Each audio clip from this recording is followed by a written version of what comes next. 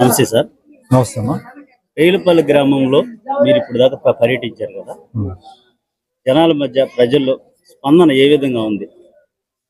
ఎప్పుడెప్పుడు పోలింగ్ జరుగుతుందా, మా ఓటు వేయాలనేటువంటి ఉత్సాహం చూపిస్తున్నారు. ప్రతి ఇంట్లో కూడా చాలా స్పందన చాలా బాగుంది.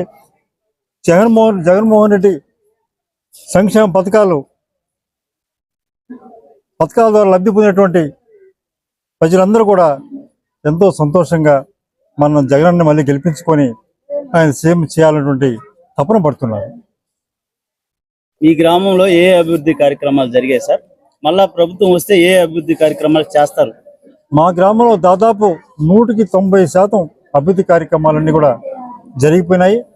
రోడ్లు కూడా ఎక్కడ రోడ్లు వేయాలని కూడా మేము ఎత్తుక్కోవాల్సిన పరిస్థితి ఉంది. అదేవిధంగా సంక్షేమ పథకాలు కూడా 190% అది కంటిన్యూ జరుగుతూనే ఉన్నాయి. మాకు ముఖ్యంగా కొన్ని ఇరిగేషన్ సంబంధించినటువంటి బ్రిడ్జిలు, కాలువలు అడుగుతున్నారు. అవి కూడా రేపు రాబోయే ఎన్నికల్లో ఆ ఇరిగేషన్ మీద కూడా దృష్టి పెట్టించి మా ఎమ్మెల్యే ద్వారా, ఎంపీ ద్వారా కూడా మేము ఆ కార్యక్రమాలు కూడా పూర్తి చేస్తాం. అందులో మాకు ప్రత్యేకంగా మా గ్రామం కూడా అరబిందో సంస్థ ద్వారా దత్తత తీసుకోబడినది. దత్తత ద్వారా దాదాపు 2 కోట్ల రూపాయలు నిధులు కూడా వెచ్చించడం, వాటి ద్వారా మేము అభివృద్ధి కార్యక్రమాలు చేసుకోవడం కూడా జరిగింది. అందువల్ల మా గ్రామంలో ప్రజలంతా సంతోషంగా ఉన్నారు. అటువంటి పరిస్థితి ఇక్కడ వ్యతిరేకత అనేది ఏమి ఉండదు. మాకు ఎప్పుడు కూడా ఎల్లవేళ్ళ కూడా జగన్మోహన్ రెడ్డి వెనువెంట ముందు వెనక ఉంటున్నారు మా గ్రామ ప్రజలు. వైసీపీ ప్రభుత్వంలో మాకు ఏ అభివృద్ధి కార్యక్రమాలు జరగలేదు అని ప్రజలు అంటున్నారు. మీ గ్రామంలో ఏ అభివృద్ధి కార్యక్రమాలు చేశారు? మా గ్రామం ఈ నియోజకవర్గంలోనే చివరి గ్రామం, పక్కన కావలి నియోజకవర్గంలో సరిహద్దులో ఉన్నటువంటి గ్రామం.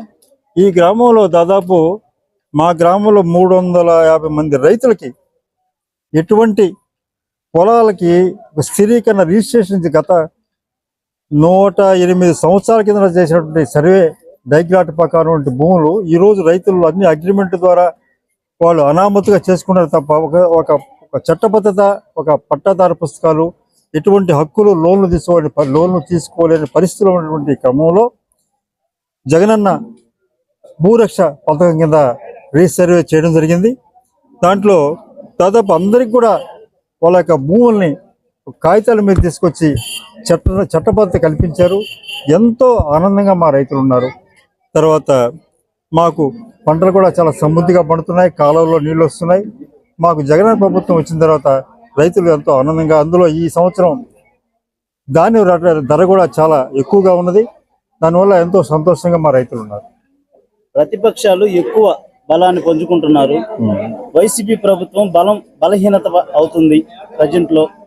మీ మెజారిటీ ఏ విధంగా ఉండొచ్చు మీ గ్రామంలో మీరు అనుకుంటున్నారు సార్? ఈ గ్రామంలో దాదాపు 20 సంవత్సరాల నుంచి కూడా నల్లపెట్టి వచ్చిన తర్వాత ఇప్పుడు కూడా మెజారిటీ దిశగానే ఉంటుంది. ఇప్పుడు కూడా అదే కోవలో ఉంది. ప్రతిపక్షాలు కూడా ఎటువంటి పరిస్థితి మా గ్రామంలో చేయలేని పరిస్థితి ఉంది. మేము ఎప్పుడు కూడా విజయం అయిపోయి దృష్టి పెడుతున్నాం మా గ్రామస్తులు. మెజారిటీ కూడా ఎటువంటి పరిస్థితి తగ్గే అవకాశం లేదు. వైసీపీ ప్రజలకు కానీ మీ గ్రామాంగానికి మీరు ఇచ్చే సందేశం ఏంటి సార్?